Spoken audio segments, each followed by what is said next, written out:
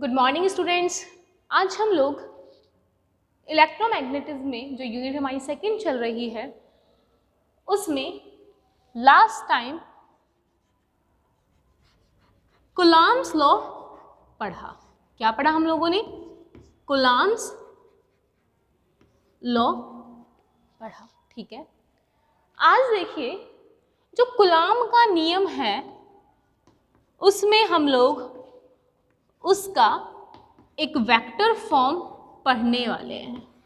क्या पढ़ने वाले हैं स्टूडेंट्स? एक वेक्टर फॉर्म पढ़ने वाले हैं। ठीक है, मैं अगर एक बार कूलॉम का जो नियम है हमने जो कल पढ़ा था कूलॉम्स लॉ, उसे समझते हैं। देखिए, हमने लास्ट टाइम देखा कि अगर कोई चार्ज है Q1 और कोई दूसरा चार्ज है स्टूडेंट्स Q2, ठीक, वो दोनों अगर सेंटर से r दूरी पे बैठे हुए हैं एक दूसरे से, ठीक है, एक दूसरे से कितनी डिस्टेंस पे है? r डिस्टेंस पे। तो हमने कल देखा जो फोर्स होता है कूलॉम लॉ से वो क्या आता है? k Q1 Q2 अपॉन में r का स्क्वायर, ये आता है हमारे पास, राइट। तो कल हमने कूलॉम के नियम में ये पढ़ा कि फोर्स कितना आता है। फिर लास्ट में हमने देखा कि जो फोर्स है Q1 पे जो Q2 लगा रहा है और जो Q2 पे जो Q1 लगा रहा है वो दोनों फोर्स कैसे होते हैं स्टूडेंट्स? इक्वल होते हैं। ठीक है, नहीं देखा हुआ तो आज देख लेंगे। ठीक, आज का जो हमारा टॉपिक है ये वाली बात हमने कल की थी एक स्केलर फॉर्म में। किसमें की थी? एक स्केलर फॉर्म में, मतलब कि ये एक अदिश राशि के लिए कल बात करी गई थी। आज बच्चों हम इसको करेंगे वेक्टर फॉर्म में, मतलब कि एक सदिश राशि में। ठीक है, ये जो है F इज इक्वल्स टू के Q1 Q2 upon are square, यहाँ ये सारी टर्म्स किस में है? एक स्केलर टर्म है।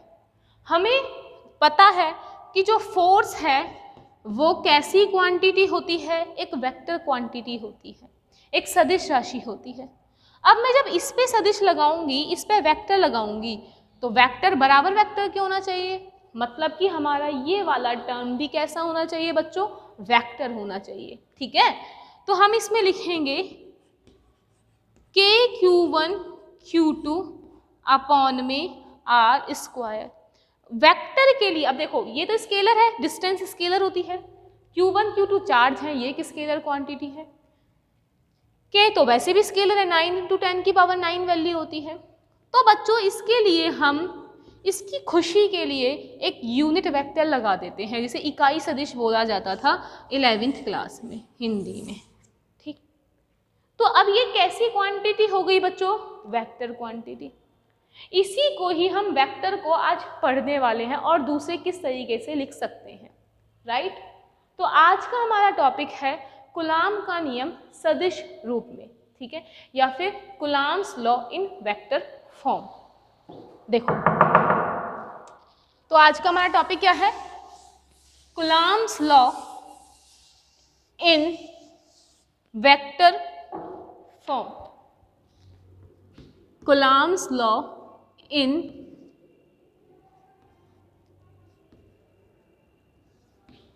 वेक्टर फॉर्म या फिर कूलॉम का नियम सदिश रूप में। देखिए ये क्या कहता है हमसे स्टूडेंट, ये कूलॉम का नियम सदिश रूप में जिस तरीके से हम पढ़ना चाहते हैं उसके लिए हम एक सुंदर सा पहले डायग्राम बनाते हैं। ठीक, देखिए ये क्या है? एक Q1 चार्ज, ये क्या है? एक Q2 चार्ज। ठीक, इन दोनों के जो बीच की डिस्टेंस है वो मैंने कहा अगर मॉड ऑफ आर वेक्टर है। ठीक है, मॉड मतलब कि परिमाण, मतलब कि मैग्नीट्यूड ही देखेंगे इसमें हम। ठीक, आपको मालूम है ये चार्ज Q1 है, प्लस माइनस कुछ भी हो सकता है। मैंने सपोज किया ये प्लस का चार्ज है, ये भी कैसा है, प्लस का। दो प्लस के चार्ज एक दूसरे को क्या करते हैं बच्चों, रिपेल करते हैं, प्रतिकर्षण करते हैं। इस Q1 पे ये प्लस का चार्ज है, ये वाला जो प्लस का चार्ज है वो उसको क्या कर रहा है, रिपेल कर रहा है, दूर भेज रहा है। तो बच्चों उस चार्ज की वजह से ये चार्ज कहाँ जाएगा, दूर जाएगा, ठीक है। और अगर मैं इस वाले चार्ज की बात करूं तो इस वाले चार्ज को ये वाला चार्ज पीछे भेज रहा है, तो ये कहाँ जाएगा, इसकी वजह से बच्चों इस डायरेक्शन में जाएगा, रिपल्जन होगा। आपको दिख रहा है ये सब, बिल्कुल दिख रहा है। अब ये जब इस जगह गया, ये इस जगह गया, मैं सबसे पहले इसकी बात करती हूँ। ये Q1 पे फोर्स किसने लगाया, Q2 ने, इसलिए ये कहाँ गया, यहाँ। तो हमने इसको लिखा फोर्स 1 2, मतलब कि ये फर्स्ट वाला है ना, ये इस पे फोर्स कौन लगा रहा है, 2 वाला। तो ये क्या बना बच्चों, वेक्टर क्वांटिटी बनी फोर्स ऑन 1 ड्यू टू 2, मतलब कि पहले वाले पे फोर्स लगा रहा है कौन, सेकंड वाला, इसलिए ये गया इस जगह, ठीक। Force on 1 due to 2। बच्चों इसे क्या बोलेंगे, फोर्स किस पे लग रहा है, 2 पे, किसके कारण लग रहा है, 1 के कारण। तो ये क्या बना बच्चों, F21, इसको बोल देंगे फोर्स ऑन 2 ड्यू टू 1, मतलब कि फोर्स किस पे लग रहा है, 2 पे लग रहा है, किसके कारण लग रहा है, 1 की वजह से लग रहा है। ये वाली बात हमारी क्लियर हो गई, यहाँ तक कोई दिक्कत नहीं होगी। अब देखिए बच्चों, जब फोर्स हमने एक वेक्टर क्वांटिटी ली है तो क्या हम डिस्टेंस को भी वेक्टर में बना सकते हैं। भाई ऐसा नहीं होता था क्या पहले, कि अगर कोई पॉइंट है वो 1, 0, 2 पे है, ये A है, ये B है, ये 3, 0, 1 पे है, तो हम इसके लिए कैसे करते थे, ऐसे करते थे ना, 1 माइनस में 3i कैप प्लस 0 माइनस में 0j कैप प्लस 2 माइनस में 1k कैप, ये काम करते थे। इससे हम बोलते थे बच्चों डिस्प्लेसमेंट वेक्टर या फिर स्थिति सदिश, ये बोलते थे। आज वही हम इसमें सोच रहे हैं कि अगर ये वाला पॉइंट कहाँ पर है, R1 वेक्टर पे है, ठीक, ये कहाँ पे है बच्चों, R2 वेक्टर पे है। जैसे R1 वेक्टर मतलब कि 1, 0, 2 पे है, R2 मतलब 3, 0, 1 पे है। तो Q1 से Q2 की जो डिस्टेंस है, ठीक, अगर फोर्स ये वाला मानते हैं कि ये यहाँ जा रहा है, तो मैं इसके लिए एक लाइन बनाई ऐसे, फोर्स। जब ये वाला फोर्स की बात करेंगे तब हम इस वाली लाइन की बात करेंगे। तो डिस्टेंस क्या होता है, अंतिम स्थिति माइनस प्रारंभिक स्थिति, मतलब कि final position minus initial position. तो फाइनल पोजीशन क्या है बच्चों इसकी, R1 वेक्टर, इनिशियल क्या है, R2 वेक्टर का मॉड। क्लियर हो गई, यहाँ जाने वाली। अगर मैं इस वाले फोर्स के साथ बात करती हूँ F21, तो हम लिखेंगे इसकी ये डायरेक्शन क्या हुई, फाइनल माइनस इनिशियल। तो similarly R2 vector minus R1 vector का क्या लिखा हम लोगों ने बच्चों, मॉड लिख दिया। तो ये वाली कहानी हमने पढ़ी किसके लिए, कूलॉम का सदिश रूप में, ठीक है। देखो इसको लिखते हैं हम, ठीक है। क्या बनाइए,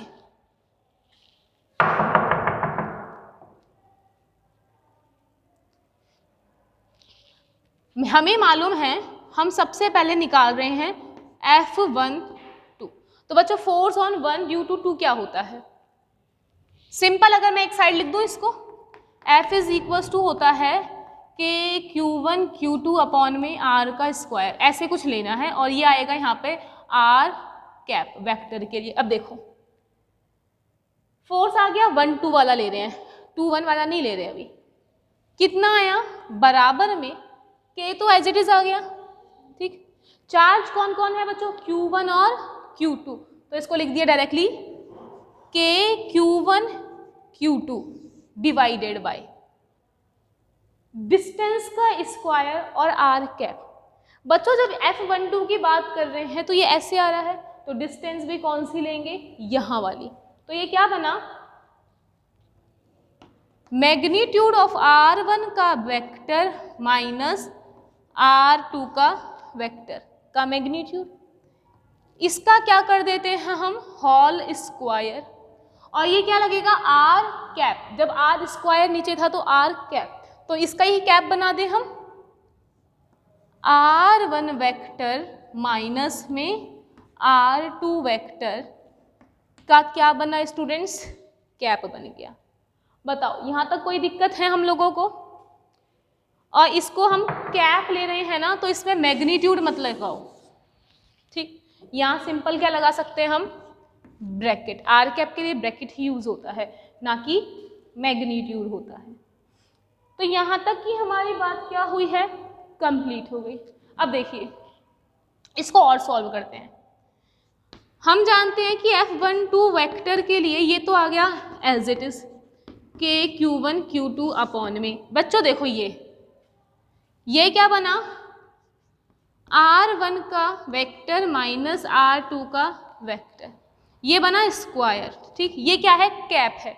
आप पढ़कर आए हैं पहले कि R कैप अगर यूनिट वेक्टर जो होता है उसे कैसे लिखते थे, R का वेक्टर अपॉन में मॉड ऑफ R वेक्टर, इस तरीके से लिखते हैं, ठीक। देखिए कैप के लिए वेक्टर लगाएंगे पहले, R1 का वेक्टर माइनस R2 का वेक्टर, और नीचे क्या लिखेंगे स्टूडेंट, इसका mod, R1 vector minus R2 vector का mod.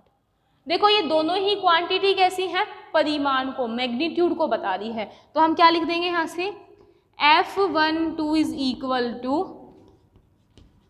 K Q1 Q2 upon में R1 vector minus R2 vector का मॉड क्यूब, ठीक। और ये क्या बन गया, R1 वेक्टर माइनस R2 का वेक्टर।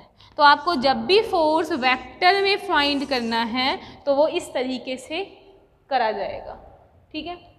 तो सारे स्टूडेंट्स एक बार इसको लिख लीजिए, और फिर F21 वेक्टर निकाल कर देखते हैं, सेम इसका जैसा आएगा, माइनस का साइन आएगा बस, ठीक है। तो देखिए एक बार करके,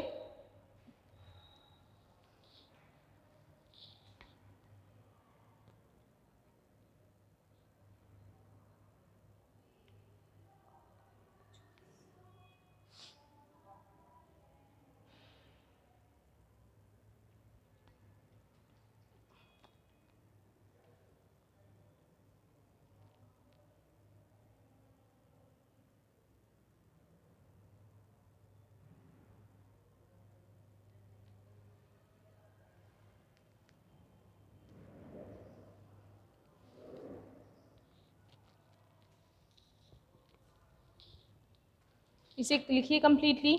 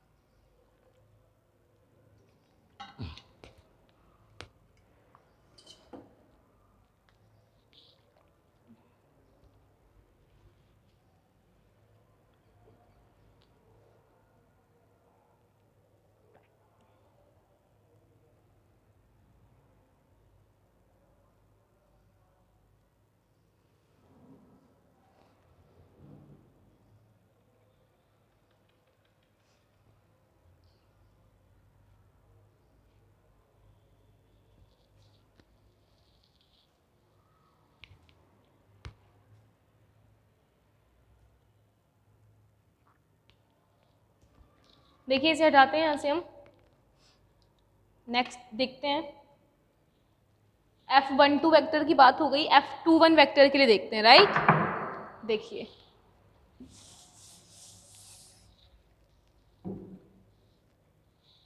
बच्चों, जब हमें F21 फाइंड करना है तो देखिए वही फोर्स के लिए फॉर्मूला KQ1 Q2 अपॉन में R का स्क्वायर R कैप, है ना। R स्क्वायर F21 किस डायरेक्शन में है, इस जगह, तो इसकी डिस्टेंस भी कौन सी लेंगे, ये वाली। तो इसको लिख सकते हैं हम R2 vector minus R1 vector का मॉड का स्क्वायर। ठीक बच्चों, कैप लिखानी है तो डिस्टेंस यही आएगी, R2 vector minus R1 vector का क्या आया है यहाँ पे, मॉड आ गया। ठीक है, जब हम मॉड को हटाएंगे तो बिल्कुल इस तरीके से वैल्यू बन जाएगी। देखिए F21 वेक्टर क्या आया, KQ1 Q2 अपॉन में R2 का वेक्टर माइनस R1 का वेक्टर मॉड 3। क्यों आया 3, क्योंकि कैप को हटाएंगे तो R vector minus R vector upon R आता है, और ये क्या बना, R2 वेक्टर माइनस में R1 वेक्टर। क्या देखिए ये एक जैसी मिली है क्या, कुछ ही डिफरेंस है सिर्फ। देखो force 1 2 force 2 1, KQ1 Q2 K1 Q2, R1 minus R2 minus R1 का क्यूब, और देखो ये सिर्फ डिस्टेंस, फर्क किस चीज का है, अगर मैं इसमें माइनस का साइन ले लूं तो मुझे डिट्टो यही टर्म मिलेगी। देखिए एक बार, F21 वेक्टर माइनस अगर बाहर लिया हमने इसका तो क्या बनाइए, KQ1 Q2 अपॉन में R, ये बाहर आएगा तो 2 माइनस R1 वेक्टर का होल क्यूब, और ये क्या मिला, R1 vector minus R2 vector. दिख रहा है आपको, बिल्कुल। स्टूडेंट देखिए ये जो टर्म है वो किसके लिए मिली, बिल्कुल इसकी जैसी मिली, उसके जैसी, बस साइन कैसा है, माइनस का।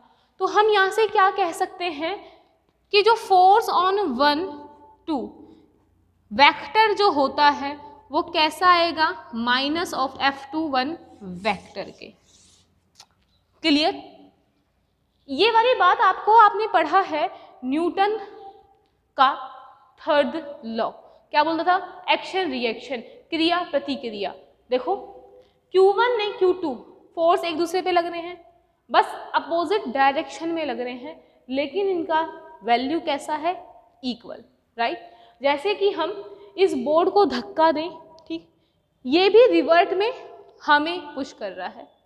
कैसे कर रहा है, जितना फोर्स मैं इस पे एग्जर्ट कर रही हूँ उतना ये हम पे एग्जर्ट कर रहा है, मीन्स मैग्नीट्यूड तो क्या हो गया, सेम, लेकिन डायरेक्शन अपोजिट है। मैं इस पे इनवर्ड पे लगा रही हूँ, ये आउटवर्ड डायरेक्शन पे लगा रहा है। तो कहने का मतलब है ये जो कुलाम्स का लॉ है वो किसको फॉलो करता है, Newton's law, reaction action reaction. ठीक है, तो इसको लिख लीजिए पहले एक बार आप लोग। नेक्स्ट चलते हैं इसके पॉइंट पे।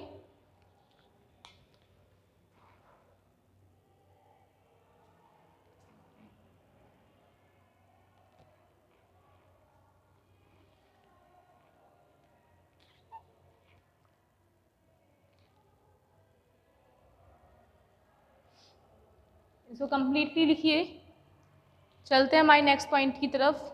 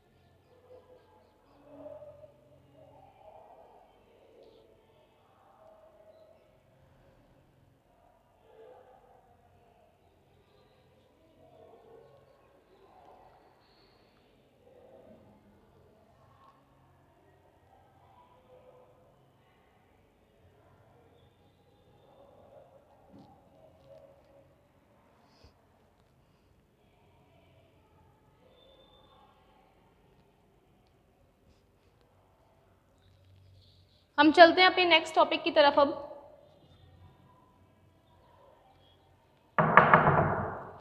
प्रिंसिपल ऑफ सुपरपोजिशन, अध्यारोपण का सिद्धांत।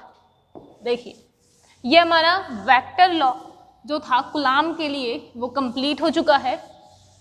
अब हमें पढ़ना है स्टूडेंट्स सुपरपोजिशन प्रिंसिपल, मतलब कि अध्यारोपण का सिद्धांत, राइट।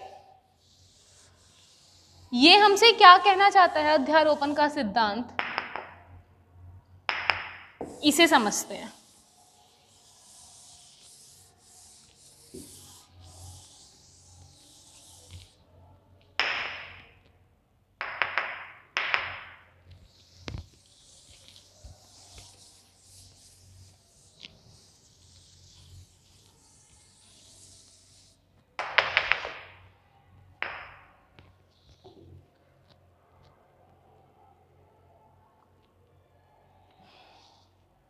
देखिए, नेक्स्ट टॉपिक है हमारा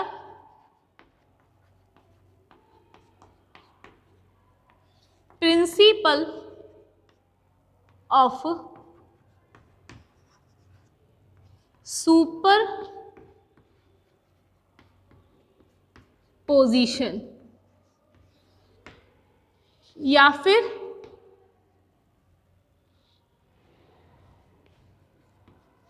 अध्यारोपण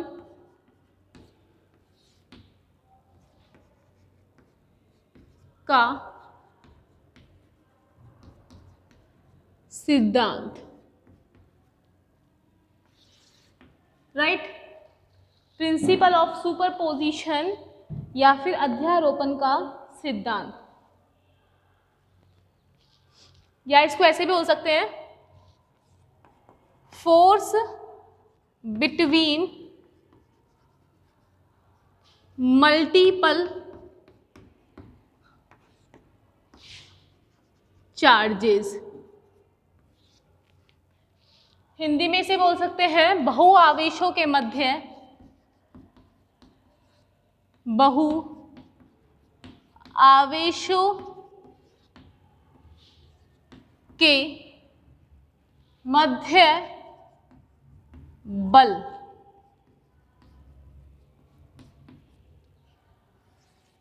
देखिए स्टूडेंट्स, हमें इस टॉपिक में पढ़ना है, जैसा कि आप लोगों को पता था कि अगर कोई चार्ज है Q1 और दूसरा चार्ज है Q2, ठीक। अब तक जो हमने टॉपिक पढ़ा वहाँ था Q1 अगर Q2 पे फोर्स लगाए या Q2 Q1 पे फोर्स लगाए, वो निकालना, जो किससे पता चला था, कूलाम के नियम से, ठीक है। लेकिन हमें अध्यारोपण के सिद्धांत में देखना है कि अगर मल्टीपल ऑफ चार्जेस हो, मीन्स मैंने कहा ये है Q भैया, ठीक, Q1 है, अगर Q1 का देखना है तब तो हम फोर्स कह देंगे इस साइड लगेगा कि कैसे लगेगा। लेकिन इस बार क्या है, मल्टीपल ऑफ चार्जेस, Q1 है, Q2 है, Q3 है, राइट। मतलब कि ऐसा होता है ना, अगर एक मैग्नेट है उसके चारों तरफ बहुत सारी मैग्नेट लगा दी जाए तो उसमें बहुत सारा फोर्स एक्सर्ट होगा, ठीक। सेम Q पे Q1 फोर्स लगाएगा, Q2 लगाएगा और बच्चों Q3 लगाएगा फोर्स, ठीक है। ये अलग अलग फोर्स लगाएंगे। तो हमने कहा सपोज कीजिए यहाँ से यहाँ तक की जो डिस्टेंस है ये कितनी है, R1 वेक्टर, और दे दो बस R1 vector. Plus plus charge है, प्लस प्लस चार्ज आपस में एक दूसरे को क्या करते हैं स्टूडेंट्स, रिपेल। तो यहाँ क्या बना, फोर्स ड्यू टू 1, ठीक। Q2 चार्ज जो है ये इस पे फोर्स लगाएगा Q वाले पे, यहाँ क्या होगा बच्चों, इसकी यहाँ से यहाँ तक की डिस्टेंस है R2 वेक्टर, तो प्लस प्लस क्या करेंगे, इसको रिपेल करेंगे, तो ये क्या जाएगा, यहाँ जाएगा, जिसे नाम दिया F2 वेक्टर, ठीक। Q3 जो है इसके बीच की डिस्टेंस Q से R3 है, ये इसको कैसे फोर्स लगाएगा, लाइन जॉइनिंग सेंटर से, बना ये फोर्स 3। क्लियर हो गई बात। हमने यहाँ बात की कि प्रत्येक सिर्फ एक चार्ज पे ये जितने भी फोर्स हैं वो कितने लगा रहे हैं, तो बस कुछ नहीं है, इनको ऐड कर दो। इसे ही क्या कहते हैं हम लोग बच्चों, सुपरपोजिशन प्रिंसिपल, इसी वाली बात को बोलते हैं। सुपरपोजिशन का प्रिंसिपल का मतलब है कि अगर कोई एक चार्ज है उसके चारों तरफ कितने भी चार्ज विद्यमान हो, कितने भी चार्ज हो, पर्टिकुलर एक एक चार्ज से इस पे लगने वाला फोर्स फाइंड कर लो। हमें क्या निकालना है, ये चार्ज Q है, इस पे टोटल फोर्स Q1 से कितना लग रहा है, Q2 से, Q3 से, ये टोटल निकालना है।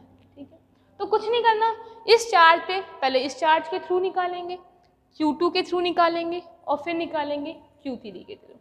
ये सारी काम करते ही हमने यहाँ देखा कि जो Q है Q1 को रिपेल करेगा, ये यहाँ फोर्स भेजेगा, ये रिपेल करके लाइन ज्वाइनिंग सेंटर से सीधा जाता है F2 वेक्टर और ये गया कुछ इस तरीके से F3 वेक्टर। ठीक, तो इस Q चार्ज पे जो नेट फोर्स लग रहा है वो इन तीनों का ऐड लग रहा है। कैसे, देखो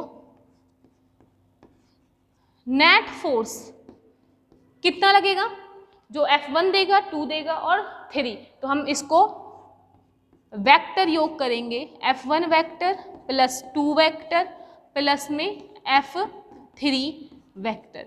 बच्चों जो ये एडिशन होगा वो कैसा एडिशन होगा, वेक्टर एडिशन होगा। मैं एक साइड लिख देती हूँ, हमें मालूम है कि A vector plus B vector क्या होता था, रूट में A का स्क्वायर B का स्क्वायर प्लस में 2AB कॉस थीटा। थीटा क्या होता था, ये एंगल होता था A और B के बीच में। जैसे कि ये अगर कोई A वेक्टर है, ये कोई अगर B वेक्टर है, इन दोनों के बीच में एक एंगल थीटा है, तो नेट कितना होगा वैल्यू, दोनों का योग इतना होता था। ये हम बात पहले पढ़ चुके थे। सिमिलरली यहाँ भी इनको इस तरीके से ही ऐड किया जाएगा।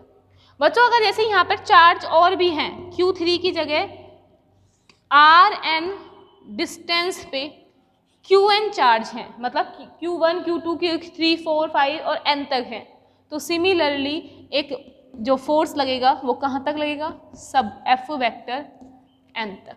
ठीक है, देखिए तो इसका एडिशन क्या करेंगे हम, F net vector is equals to यहाँ तक plus dot dot dot Fn vector. Clear हो गई यहाँ तक की बातें हमारी। आगे देखिए, बस ठीक है, इनको एडिशन इस तरीके से ही करना है, बाकी तो हम इनको क्वेश्चंस में समझ ही लेंगे। तो सबसे पहले हेडिंग डालिए superposition principle, superposition principle heading डालिए और इसे करना स्टार्ट करते हैं हम।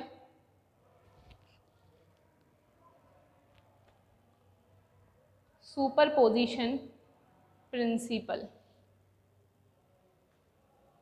ये क्या कहती है, हमसे लिखना है इसे हमें।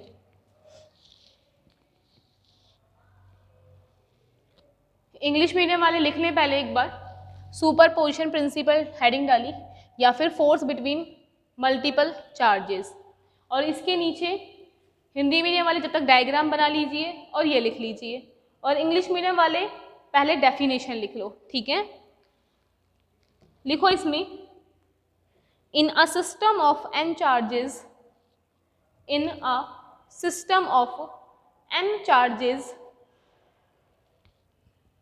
in a system of n charges, the total electrostatic force, the total electrostatic force on any one charge, in a system of n charges, the total electrostatic force on any one charge is the, on any one charge is the vector sum of a force, vector sum of a force due to due to all remaining charges on this charge, due to all remaining charges on this charge.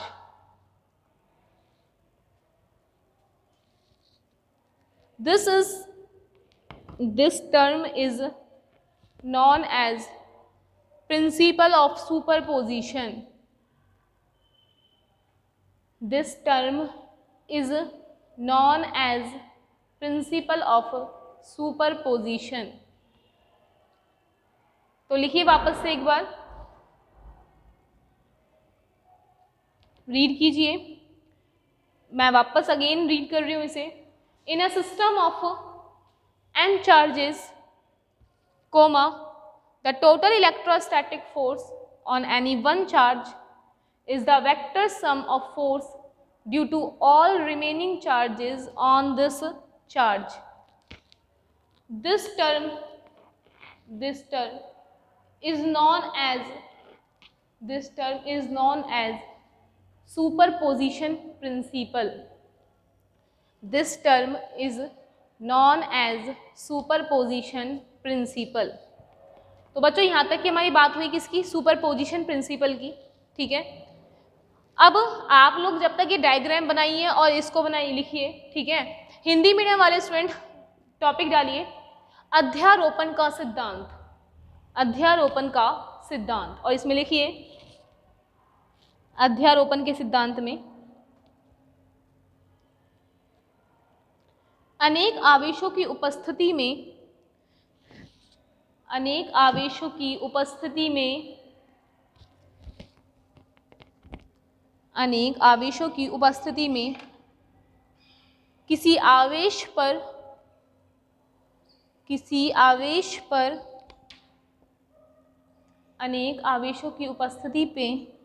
किसी आवेश पर परिणामित बल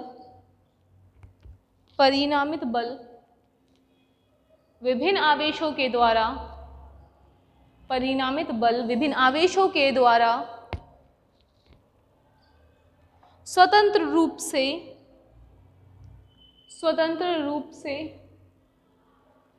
उस आवेश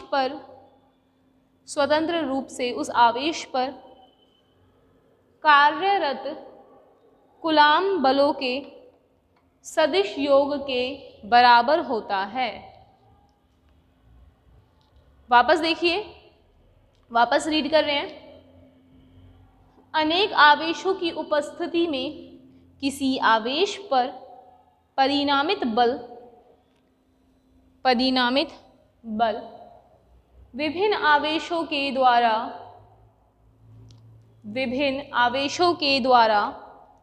स्वतंत्र रूप से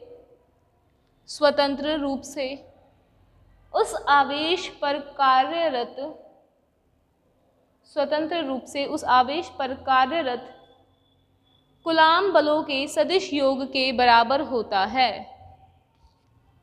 coulomb बलों के सदिश योग के बराबर होता है. तो स्टूडेंट आज हम लोगों ने देखा, आज हमने दो टॉपिक क्लियर किए हैं. एक तो coulomb law in vector form, सदिश रूप में कूलाम्ब का नियम, और दूसरा हम लोगों ने पढ़ा है क्या, सुपरपोजिशन प्रिंसिपल, अध्यारोपण का सिद्धांत. क्लियर. नेक्स्ट हम लोग इसके ऊपर क्वेश्चंस करने वाले हैं. ठीक है, तो सबसे पहले आप लोग इसको अच्छे से समझिए, और जो आप लोगों को नहीं समझ आया है वो बेसिकली आपके क्वेश्चंस में वो बातें कंप्लीट हो जाएगी. ठीक है, और इसको लिख लीजिए. राइट. धन्यवाद.